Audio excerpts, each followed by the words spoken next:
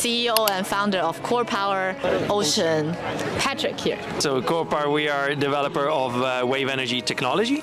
So we do devices that allows our customers to extract clean electricity from ocean waves.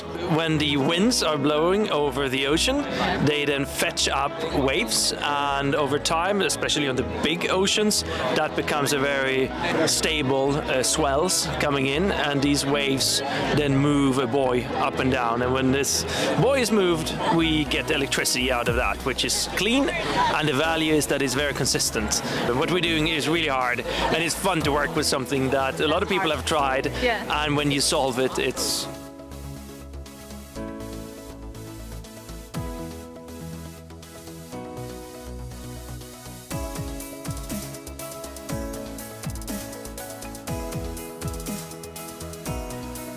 You're listening to Bite Size Climate Tech, Season 3. So we're on. I mean, the job is at the end of the day, and I have my last guest of today is CEO and founder of CorPower Ocean, Patrik here. very nice to be here with you, Lydia. Thank you for being on the show. Because of your company is doing something really cool in the ocean, you're going to tell me the concept called wave energy. So CorPower, we are a developer of wave energy technology. So we do devices that allows our customers to extract clean electricity from ocean waves. How do you do that?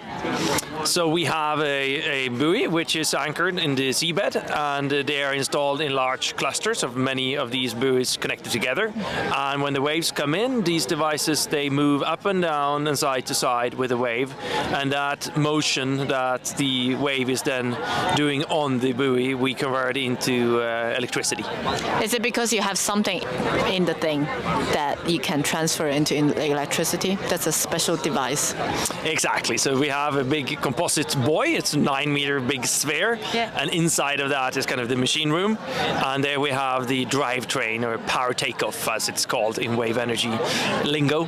And that one has the mechanical equipment and electrical equipment that translates the motion that the buoy makes first into rotation, and then we have regular generators rotating, doing electricity out of that rotation. Oh, okay. So wave energy is because you have the natural wave in the ocean, and then you have something to the rotation, then it becomes an energy. That's great.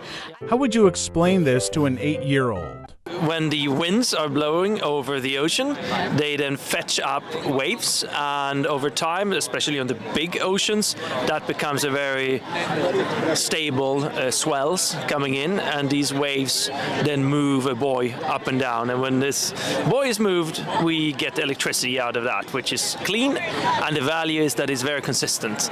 Waves come in at all times. So it's a great way to add a consistent, stable power profile to wind and solar to create a mix which is doing 24/7 clean electricity. Yeah, this is a very simple way to explain it. I'm not sure about the 8-year-old though. Maybe, I don't know, some 8-year-old, they like to play in the pool.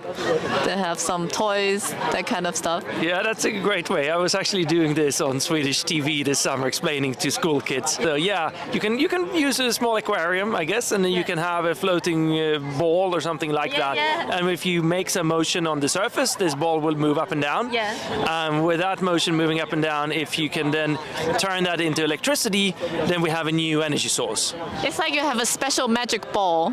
So you have a question from the previous guest. What would you do at a conference like this to maybe generate energy instead of spending energy? That's a great question. I guess, could we have on the floors, we had all of these different tiles in there on the concrete, if those were kind of energy generating, maybe when we moved around in the room, that we can generate some electricity. Yeah. That would be one way, I guess. That's so cool. Do you know if there's any technology available right now for that? I think there are some trials, but I think it's on the kind of toy side of things.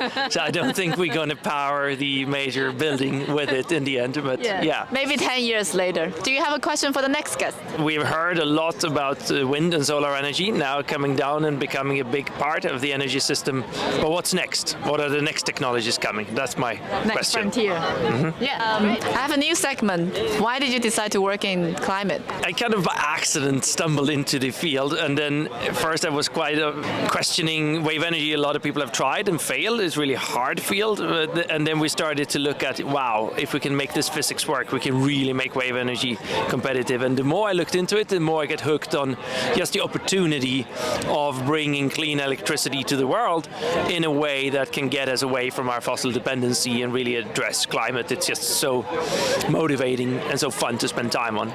Really hard problem. What we're doing is really hard, and it's fun to work with something that a lot of people have tried. Yeah. And when you solve it, it's, yeah, we've been through this for 12 years now. 12 years.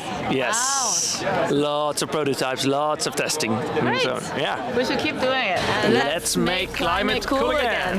High five. Thank you. Nice. Thank you. It's fun. Not sure about the 8-year-old though. Can you put it in a way that it's relevant to them?